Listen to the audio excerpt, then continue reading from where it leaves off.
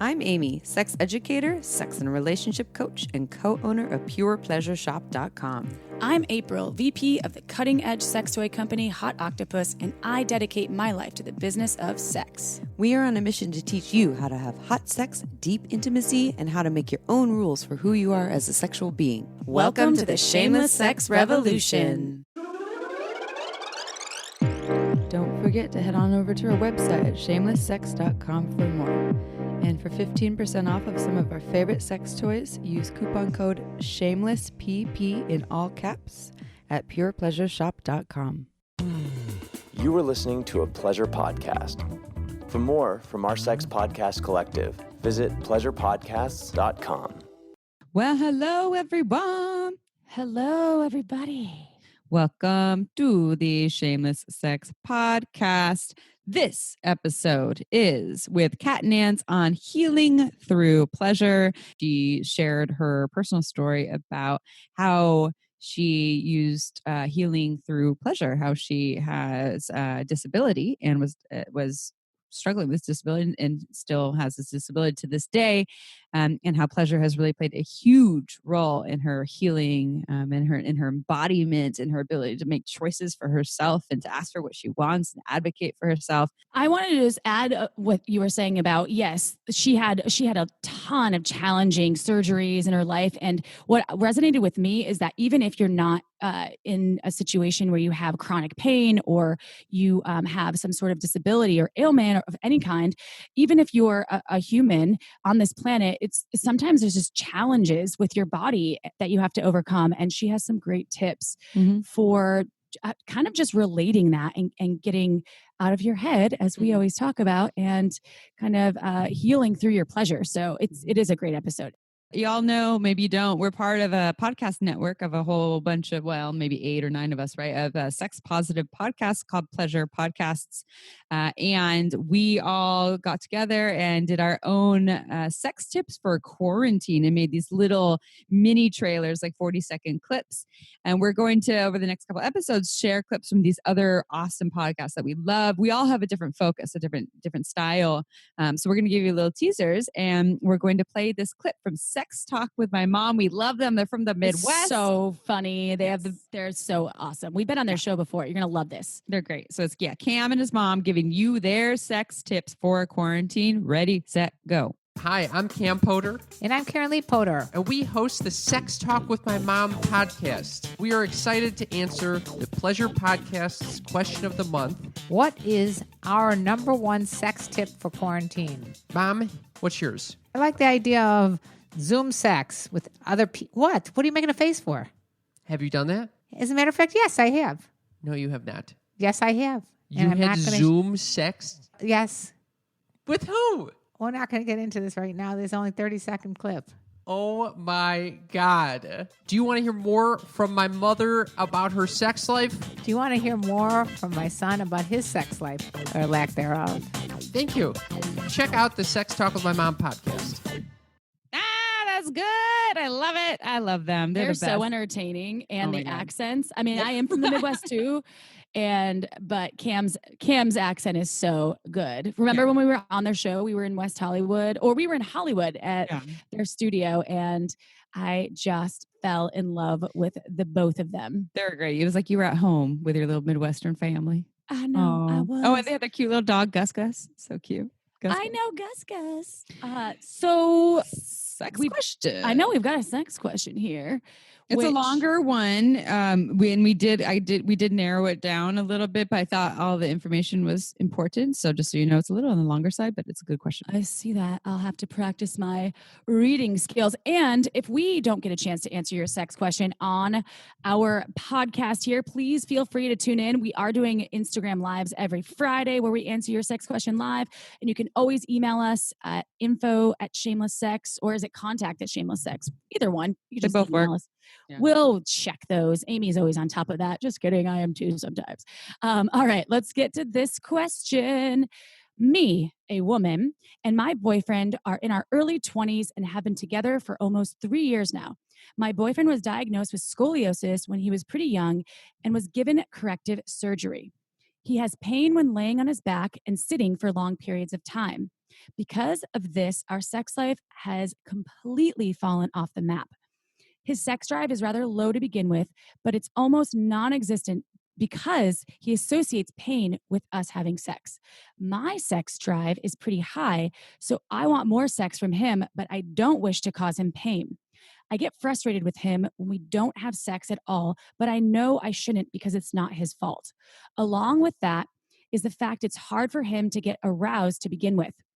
He seems to never be in the mood, and when he is, he'd rather masturbate to get it over with quickly rather than have sex with me. He's even told me he finds masturbation to be a chore and something he has to do because of hormones. And when we do have sex, I end up doing most of the work while he just lays there. I do enjoy being the dominant one during sex, and he takes more of a submissive role, but it's more laziness than submission. Do you have any recommendations on ways to have sex while minimizing his back pain and neck discomfort? And what steps can we start taking to explore ways to get him turned on more and craving more sex? And get him more comfortable with his own body. He wants to, but doesn't think it's possible and believes that's just how his body was made. I have seen him enjoy sex before, so I know he can. Please help. This question is so perfect for this episode that's coming up because Nailed there's it. a lot of wonderful information in here on working with chronic pain. And when you actually broaden your horizon to check out all these things, because sexuality is so vast, there's so many things we can do and try, and it doesn't have to just be penetrative sex. I mean, for this person, if having penetrative sex is painful in most positions, maybe that's not the number one go-to. Maybe there's other things that you do and you focus on now. Granted, his partner's saying that they want more sex, but even within that, there's so many things that you can try that might work really well, and they don't always have to involve movement, right? They can be about what the sexual part of the mind and how they connect and get aroused and turned on. Get really creative and see what works, and you might find that you both end up feeling really fulfilled in that way. I think that is wonderful advice. I think when they're talking about minimizing back pain, his back pain and neck discomfort, of course, I'm sure laying on the back is probably the easiest thing. However, you won't know unless you try different positions. Also, one thing that stood out with this question is that she relates to being dominant and says she enjoys being dominant and says that he takes more of a submissive role, but she thinks it's more laziness than submission. So I don't know if there's a way that you can kind of open this conversation with him. There is a difference between being, a submissive or a bottom and versus being, the pillow princess slash the dead fish, kind of laying there having things being done to you that you're not really participating. And so maybe this is just a room for more conversation between them. One, have you talked to him about how frustrated you are about the fact that you totally understand why he might not crave a lot of sex? And this is important to you to have a conversation about this. Have you told him that when you have sex, you're happy to be in the dominant role, and maybe you're wondering if he could be more an active, submissive person? Like maybe he could be more vocal, or you can be a submissive person, still be very involved, and it doesn't necessarily need to involve a lot of movement. And then they're also talking about his sex drive isn't the highest. He's kind of just rubbing one out because he feels like he needs to because of hormones. Mm-hmm. But it sounds like there's just a lot of room for conversation here. Ultimately, you can't make him get more comfortable with his body. You can't make him crave more sex. But what you can do is share what's important to you, what your needs are, and open up the floor for a conversation of how you two can meet each other and start exploring some things and see what works for both of you. And I think one thing to remember for this listener is that sex isn't linear. I know you mentioned at the end, like you've seen him enjoy sex before, so you know he can do it. And sex just isn't a linear thing that you can count on. Of course, everyone hopefully at some point has the ability to enjoy sex and pleasure. And unfortunately, that isn't the case all the time, just because certain things affect our bodies and our minds in so many different ways. So you'll have to just adjust. And it's going to be a process, and it'll be learning. And this episode, actually, that's, as Amy was saying, it's such a brilliant episode to have this question, because Kat is going to talk about how she actually learned certain techniques and ways to help with how her body operates and to become, more embodied pleasure seeker when she was dealing with this chronic pain and this serious, uh, physical, stuff that was happening with her body. I think she said she had like 17 surgeries or something like that. It was Yeah, you're going to read the bio. It says it in the bio. Oh, there it is. I'll read the bio right now. How about that? Oh, there you go.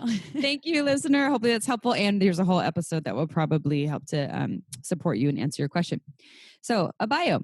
Kat Nantz is a trauma-informed somatic sex and relationship coach who believes you are your own greatest healer, and her job is to bring you home to the wisdom that lives in your body.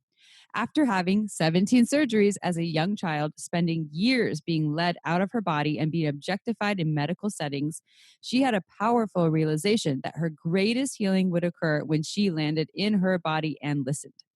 As a disabled mama, facilitator, and coach, Kat has a unique approach that empowers folks through building somatic embodied awareness and honoring the body's capacity to heal through pleasure and play. Bringing people home to pleasure and home to their core power is her life's purpose. To learn more, visit katnantz.com. That's KATNANTZ.com. And before we dive in, first, we would like to tell you about one of our beloved sponsors. We only have sponsors that we absolutely love because we are very particular. We are sex educators, as you know. We want to tell you about Dipsea. So Dipsea is an app. It is an app that you can get on your phone, and you can play it and get turned on anywhere you want to, anytime you want to. It has all these erotic short stories. Some of them are kinky, some of them are hot and spicy, some of them maybe a little more tame. Depends on what you're into. I personally love it because we get a lot of sex questions, and I also see clients who tapping in the desire is hard. Like, I'm not in my body, I'm not turned on. How do I get turned on? And this is a really great way. You can just listen to these stories. Bam, there you are. All of a sudden, the juices are flowing. I love Dipsea because they have even a section for guide and how-tos. So you can challenge yourself with a self-touch glow up. And they give you guided breathing techniques and self-touch when you can practice edging. They have so many different things. And our Shameless Sex listeners get a 30-day free trial when you go to dipseastories.com/shameless. That's 30 days totally free when you go to DIPSEA stories.com/shameless. Again, dipseastories.com/shameless. Check it out, y'all. And now to the interview.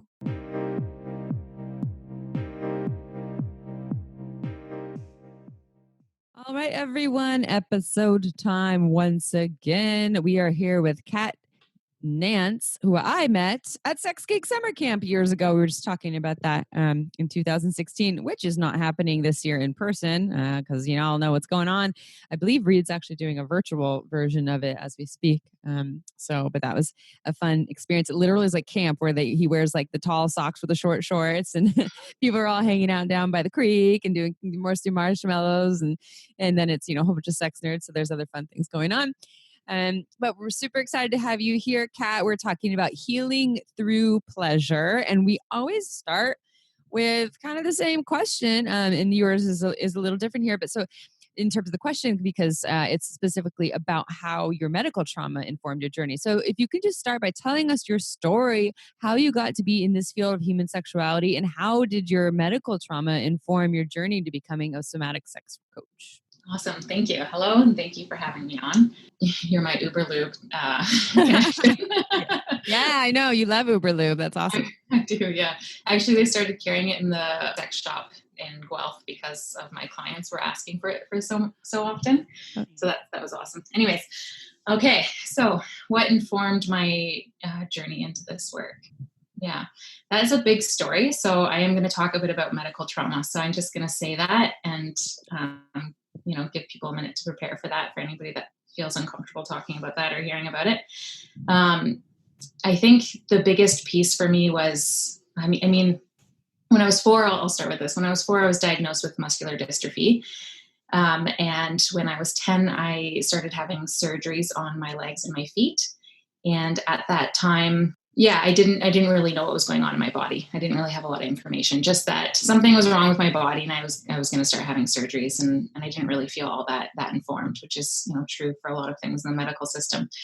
I went on to have 17 major surgeries on my feet and my legs, which is a pretty big deal. So from when I was 10 until I was 16, and 16 was an important age, because I at that point I was allowed to start making some decisions for myself, and I became more aware that I was actually allowed to say no to the things that were happening to my body. So a lot of the surgeries were actually quite experimental. Like, things would go wrong from the last surgery, and so then they were trying to fix something from the next surgery, and so it was a lot of like, maybe this will work, maybe this won't. And I had my surgeries in a hospital that was a schooling hospital, so it was a lot of interns.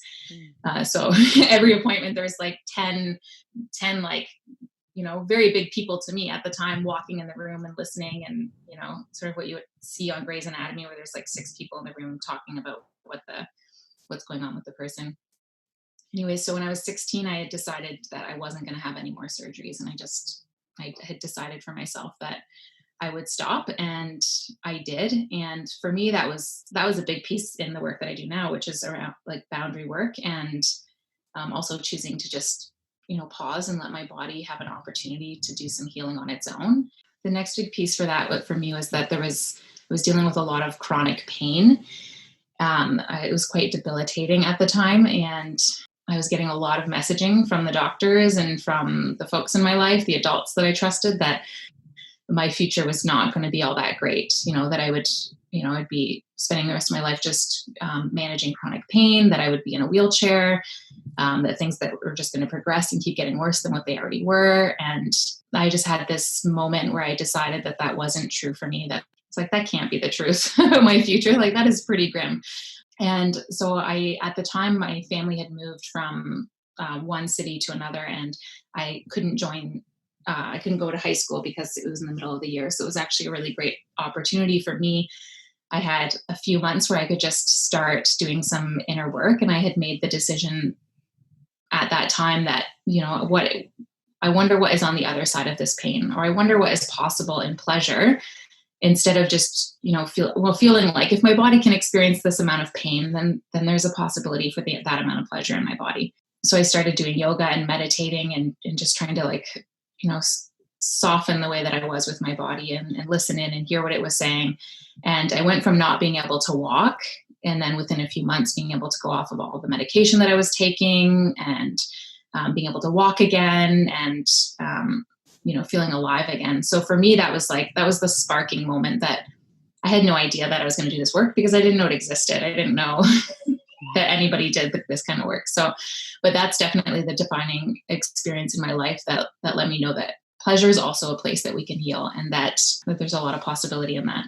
Mm-hmm. Mm-hmm. I don't know if thank you for sharing that journey. It's so powerful. And the whole, I don't know if you've coined this healing through pleasure as almost like a trademark. I love the way that sounds. And it's so beautiful to know that we can share with people that have any, obviously, and I don't ever want to call anything a disability, right? Because I feel like it's an inability. Maybe it can hinder folks, but I think that injects a lot of hope for people out there that perhaps did have a lot of surgeries or spent years in hospitals. And I think it's amazing that you've realized this. I don't know what changed or shifted, but it's incredible. And I'm so happy to have you here. So the healing through pleasure part. So what is that, I guess, what does that look like? Or can you kind of dive a little deeper into that for our listeners? Well, I think that the first thing that I want to say about healing through pleasure is that we have to be willing to meet parts of ourselves that are really scary. And I think for a lot of us, for most of us, we have spent our life being pulled out of our body, and we've spent our life being told feeling the big things is unsafe. It's not okay. Especially in the work around somatic healing, a lot of it is learning to re-experience the fullest expressions of something in your body. Where, if I'm going out and I'm in public and I'm feeling really anxious, what is anxiety in my body? What energy is my body trying to mobilize with that? And if I honor what my body needs to do in that moment, then I'm not, the sensation doesn't have me. I have the sensation. Now I have control in my body instead of feeling like it's happening to me. And so for me, one of the biggest parts was getting that the story and the things that I was hearing about myself were informing how my body felt. That so much of the pain that I was experiencing was actually not really my pain. That it was influenced by what people were telling me about me. I believed that to be the truth about me. I'm disabled. I'm always going to be in chronic pain. This pain is so terrible. It's, and I sunk deeper and deeper and deeper into that story, and it just had me. And so when I started to unravel that, and unraveling that meant being really critical of the things that I believed about myself, and started asking some really hard questions, like, what if, like, what if this isn't what my life is actually supposed to look like? Or what if, like, a genetic disease doesn't mean that I actually have to always have that? So that's like, that one's one that, I still struggle with a lot, because there's so much story and identity attached with my disability story. It's such a huge part of my identity, especially as I started being like the strong one who overcame so much. And, I'm just like this identity of strong, like I'm really strong and I can do anything that anybody else can do. I can be rock climbing. I can hike down to the bottom of the Grand Canyon. I can, walk just as far as my friends, do just as much as any of my friends can do. So I always was pushing myself, and that was a big part of my identity. So starting to question, these beliefs that I had about myself meant redefining who I actually am in the world, and deciding for myself who I get to be. Like, is this, I think for a lot of us, we sort of form these identities, these strong identities, and they're such a core part of who we are. So when we start questioning that, that's really destabilizing for us, right? So it's sort of like shaking this whole world around us of who we thought we were. So for me, it's been a lot of deciding who I actually am in this world, and deciding for myself, and a reclamation of language, and using the language that I want to use for myself. Because I can hear my mom's voice in my head. She's brilliant, and I was so lucky to have such a powerhouse as a mom going through that.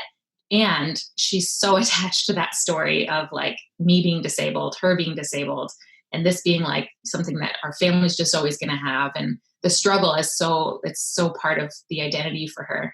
And I actually have to like pause her and say, I don't actually agree with that. I don't feel like that's the truth about me.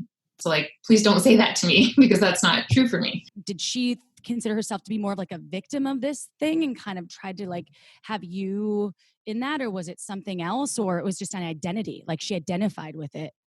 I think the strong theme is this is happening to us, and we are strong because of it, and we have to be strong, and people don't get us. People don't know what we're going through. We're on our own on this. Like, I would remember her, I remember my brother, because the disease that I have is genetic. So you have a 50% chance of inheriting it. So my older brother doesn't have it, and myself and my twin brother do. And so my older brother, he'd always had really good health. And I remember he got sick. He ended up getting an abscess. And then one of my mom's responses to that was, yeah, now can you imagine what Katie went through her whole life? Like, can you imagine how terrible that must have been for her? And now you have some like perspective. And I was like, oh, no, I would never say that to somebody. That's not what I would say. Like, that's like, absolutely not. Like, you don't compare anybody's suffering to somebody else's suffering. And that's so huge for him, because he's not experienced what I've had. And part of reclaiming my own experience of it and deciding how I get to identify with it, I don't look back and feel like, oh my gosh, what a terrible thing that happened to me. What an awful thing that happened. And I mean, I have my moments like anybody where it's like, ooh, that's like pretty heavy. And I actually just feel like I'm really grateful. I have a really beautiful life, and it's so full of love and so full of intention. And there is no feeling sorry for myself. It's just, pain is something at the time in my life, like as a young kid going through that, pain felt like just consuming, like it was everything. It just felt like everything. And then when I started doing that work, it started to shift. Now it's something in the background. It's like white noise. Like I can hear the traffic in the background, or, you can hear like the background fuzz in this. And all of us have background noise in our head. So, just like not allowing it to take up so much space, and realizing that there's like, this is really hard for a lot of people to feel into and to believe, but there is such a gift in pain. Pain is always an invitation to like move further into ourselves and have this deeper understanding of who we are and who we get to be in this world, if we're willing to answer that. And for most of us, it's like, here's the pain and here's us moving away from it. And then that just makes it louder. It's so much louder. And so when I started like meeting it and getting like curious, like a discompassionate curiosity, no feelings attached to it, no story, just what's here? What is this? What's the story the body wants to tell? If I can like put this on pause, like put my brain on pause for a moment, what's the story that the body wants to tell? That for me is such a huge freedom that what if I just pause the story? I mean, it comes in anyway at some point, as it does. But yeah, I think your original question was, what's my mom's attachment to it? And I guess something I'll say to that is that her father also had muscular dystrophy, and he had polio. So he had his leg amputated. So when he was young, and so she always grew up with a father who was disabled, and he was always on crutches. And so that was her experience. Like she'd already like come into motherhood with that experience. And then my twin brother had 3 open heart surgeries by the time he was like 4. And then they started noticing something was wrong. Something was wrong with me at 4. I don't think something was wrong, but that's, starting to go to the doctor's appointments where the medical system really objectifies. I don't know how much experience you both have. I mean, you're women, so probably enough experiences of being objectified in the medical system. But at 4, going to doctor's appointments and having my mom and doctors be like, okay, now walk. And then they're watching me walk. And I'm like, what's happening here? And just like having like my body, like I'm not a person, like not checking in with me and like, how do you feel in your body? What do you notice in your body? What's happening for you? And checking in. Because at that age, even I have the ability to communicate that way. But nobody was ever, I don't have one experience when I was a kid of people checking in with my body. Like, what's happening for you? How do you want to see all of this look? That's so huge. That's so huge for me, for it to have like such a huge chunk of my life feel like my body's not mine. And as I think of this with sex too and sexuality, a lot of the advice that we're giving people and a lot of what, the platform of our podcast becomes is to empower people to ask those questions for themselves, as opposed to living by someone else's rules or stories of who they should be as sexual beings. And part of it is those questions, what am I truly feeling in this moment? And then the next moment as it changes, and what do I really want and need and desire? And where are my yeses and my nos? And a lot of folks are just so used to just kind of going in autopilot mode from what they've been taught or currently being told, as opposed to knowing how to ask those questions. And I would imagine this is where, maybe the healing through pleasure comes in. And maybe you can elaborate more on that, if there's like a specific process also about like how you guide your clients, because you do this work with people. What does this look like? Is it about teaching people to listen to their bodies, to feel what their bodies are truly wanting, desiring, and feeling? What does that look like in terms of the healing through pleasure process? I think such a huge piece that's lacking in our education around sexuality is slowing down process. And that's what I didn't have as a kid. And that's what I didn't have in most of my sexual experiences, was just this like pause. Mm-hmm. Just this like moment where we can check in, where I can actually notice what's happening in my body, and where we can ask curious questions. Because the way we have it, what sex looks like, what we're taught about sex is that it's not a place where curiosity shows up. It's like, here's what sex looks like. Here's how we have sex. And for a lot of people, just having like the sex that they don't really want to be having, because it's scary to have those conversations, because we're not taught that it's okay to have those conversations. But what if like sex was a place where we got really curious, where we went in and we asked all the questions, like, what does this feel like? What if we explored it this way? What if we tried this? So I think healing through pleasure is, I think often when I think about that, I think about BDSM a lot. BDSM was actually one of the hugest places that I had no idea that I would go into the BDSM community, and that is where a lot of my trauma would get sorted out. Like that was like, I would not have known that, and I would not have believed it had somebody told me. But for me, going into the kink community, being able to design these scenes and heavily communicate and say, here's exactly what my body wants. Here's exactly what I'm a no to. And then to have somebody honor that. And then check in and have a way out. Like if I say stop, I say red, I say my word, then the scene stops. So to feel intense things or intense painful things happen to my body and have complete control over it, that's allowing my body to complete the stress cycle. It's allowing it to finish the story the way that it originally wanted to finish the story. So now my body gets to complete something. And I would have had no idea that I could have connected those together. But that's a huge thing in somatic healing is is your body is compelled to complete its original wounding.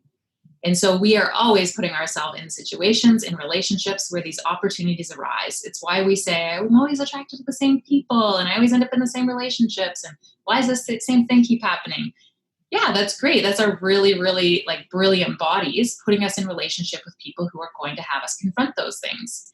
And if we're aware of that and we're more integrated in our body and there's a collaboration between our brain and our body, then now we get all of these juicy, really amazing opportunities to actually heal some really big things if we have partnerships and relationships with people and ourselves that allow for that slowing and noticing, oh, this is my body wanting to complete that. I keep bumping up against this boundary rupture with this person because my body is remembering this original wounding. So what would it look like for us to slow down and complete that here? Okay, time for a quick break. This podcast is made possible by omgyes.com. OMGS is a research-based online program that teaches you all about how to pleasure the pussy. OMGS studied thousands of vulva owners to find out how they orgasm and then made tasteful and inspiring short videos to show you techniques on how to pleasure yourself or another vulva.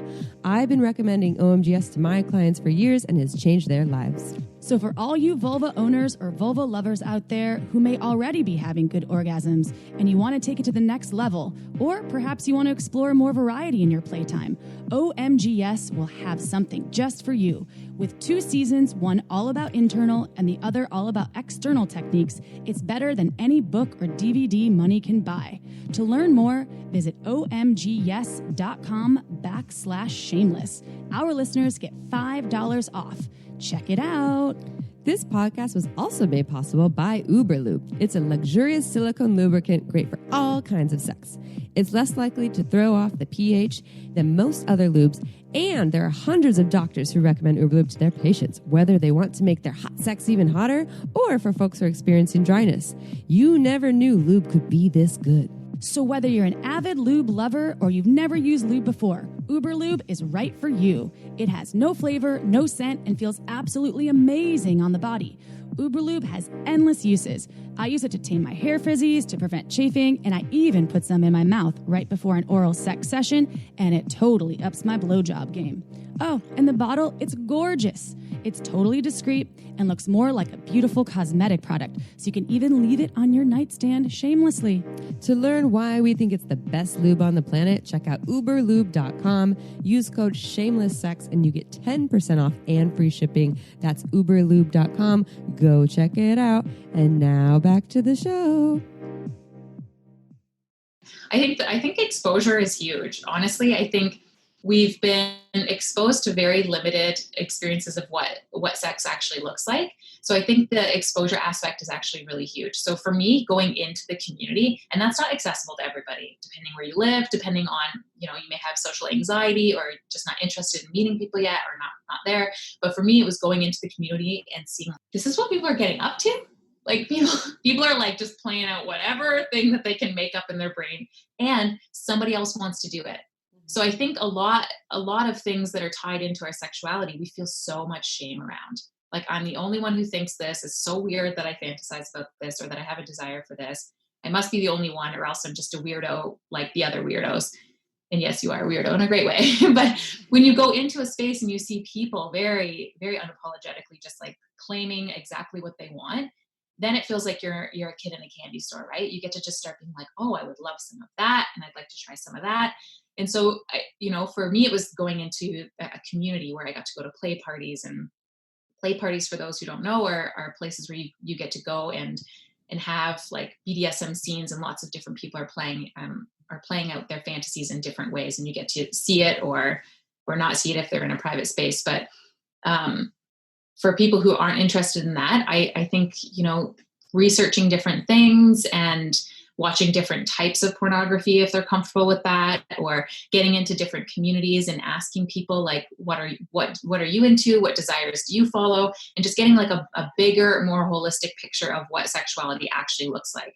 Because it's a playground, right? It's like that is where we get to go be somebody else, or we get to fully meet ourselves. So for me, BDSM was like where I got to meet myself. Like, oh, here I am.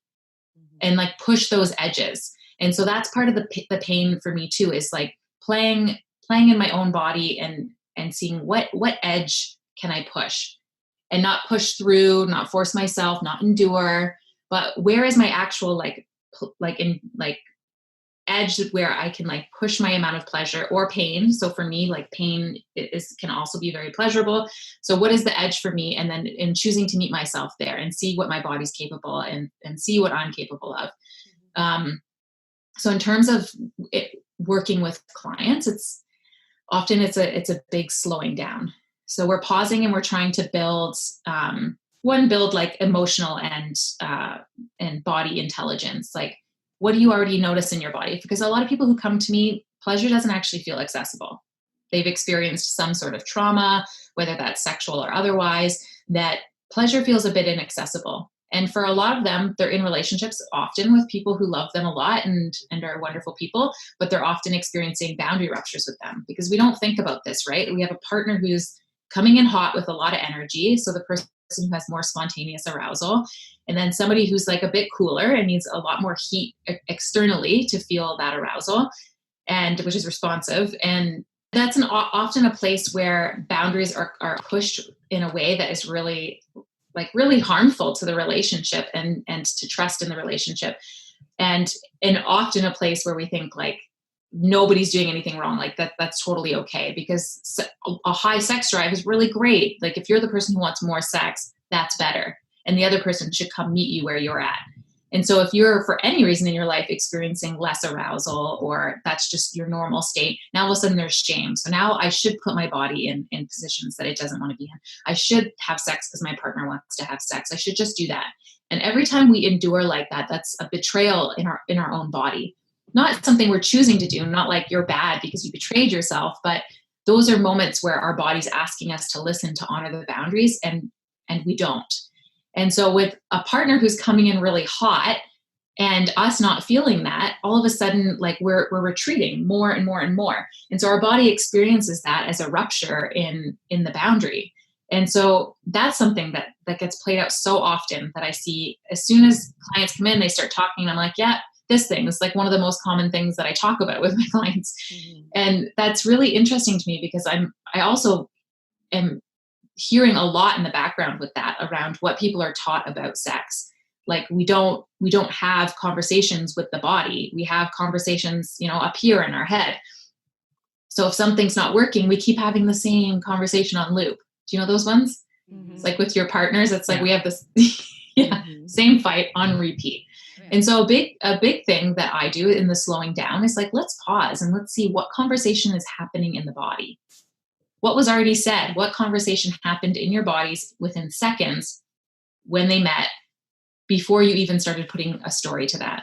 Mm-hmm. So it's, the big sensation in our body happens. Our body recognizes, say if my fight with my partner is, my most common dynamic with my partner, that's like, the thing that we always come back to is around non-monogamy. And for me, it took years to realize what my original wounding was, which was my mom choosing to leave her partner and move into a different city, and told us, my job is done, and if you want to come, you can come, or don't, but I'm going anyway. And so it took me years to realize that it was linked to that wounding. It just kept, but the fight always looked the same. It was, if you just changed a bit, like that's me saying to my partner, if you just made it so that I could trust you more, then we could do it. Or if you just did this, if you changed your behavior, if you became perfect, then all of a sudden non-monogamy would be possible. But really it was like, how brilliant that my body would want to be with somebody who would confront this wounding to give me the opportunity to heal that and restore some wholeness. And so a big part of my job is exploring, how do we restore wholeness? What is the wounding that brought you two together? What's the possibility for healing? And how can we show up in love with that? Like, instead of seeing here's a place where we just don't meet each other, seeing here's where our bodies really actually want to meet. Mm. This is where we actually really want to do some work. Like, what if we started to slow down that conversation and started noticing, wow, my body's like really tense in my chest every time you come towards me that way, or every time you say this certain thing, or every time you gesture this way. And then let's start exploring that with a sense of curiosity instead of them versus me. And so much of it reminds me of just like, meditation and having that internal awareness of like looking at yourself as opposed to just being the process, or like what you were talking about in the beginning is, being your story as opposed to getting really curious about what's really going on for you instead of like becoming this thing. And so anytime I hear someone that's working with people in a really embodied way that's helping them to get really clear on who they really are or want to be, I really value that. And I value embodied work. April and I both identify as very heady people. And so our greatest work for ourselves is more embodied practices. So I really love what you're doing. Now we're in some weird times, but a lot of your work was probably retreats in person and in-person one-on-one sessions. But how can people work with you? Are you working with people online? What do you have coming up? How can they learn more? Yeah. Yes. So very, very weird times. I did have a retreat coming up that's now not happening. So just have to like trust that some magic will happen there. But what I'm doing right now is I'm still doing one-on-one sessions and couple sessions just through Zoom. So anything online, so any virtual coaching. And what I have coming up is I'm going to be creating a membership program. It'll be 6 months long, and it'll be an opportunity to work with myself and in community with some other women. So it'll be like roughly like 12 women. So that's what I have coming up. I'm going to be launching that soon. So that'll be doing a lot of somatic practices and giving us an opportunity to really meet our body. And it will incorporate a lot of movement and play. So I do a lot of play is incorporated in my work. Because that's such an important piece in somatic healing is restoring that sense of play and movement in our body. And as somebody who is a toddler, I mean, I feel like she is my most brilliant teacher at this time around how to fully express like a sensation in my body, like that's occurring. So if my nervous system is overwhelmed, like she's such a great example of what it looks like to totally follow an experience through and then let it leave the body. So that program will incorporate a lot of different types of play and pleasure exploration and slowing down in our like pleasure practice with ourselves. And if they want to know if they want to know more about that, they can just send me a message through my website, which is just catnantz.com, or on any platform that I'm on, Facebook or Instagram. You can just say, I want to know more, and I'll put you on the list. Wow, Kat, you are just a badass human. And I'm so thankful that I was able to spend some time with you and learn more about the work that you're doing. It's incredible. And thank you for all of it, for staying here with us and sharing a lot of your experiences with our listeners and with me and Amy, or Amy and I, because it is invaluable. It's really amazing, and it just is incredible. So thank you. And hopefully our listeners out there will check out catnantz.com. Go to KATNANTZ to find out more about Kat's work and the new program that's launching. And now is your time, y'all. You have hopefully endless hours with your computer that you can explore more and get in touch with your pleasure and healing through pleasure. So thank you, Kat. And thanks to your little mini human who is your little teacher too. Yeah. Thank you so much for having me on. I'm really grateful. I really appreciate it. Absolutely. And to all of our listeners out there, you shameless sex revolutionary, if you like wine as much as Amy and I do, which obviously now is a time where I'm probably consuming more than I should, but you know what? We don't should. So check out marginswine.com, and you're going to be supporting not only an amazing winemaker, but fabulous wine. It is unbelievable, small batched, insane wine from Santa Cruz area. And Amy and I are huge fans. We have discount codes available on our website, and check it out. And, cheers to you for now. And also cheers for being part of the Shameless Sex Revolution. We'll see you next Tuesday and next Friday, y'all. It's quarantine. Ciao for now. Don't forget to head on over to our website at shamelesssex.com for more. And for 15% off of some of our favorite sex toys, use coupon code SHAMELESSPP in all caps at purepleasureshop.com.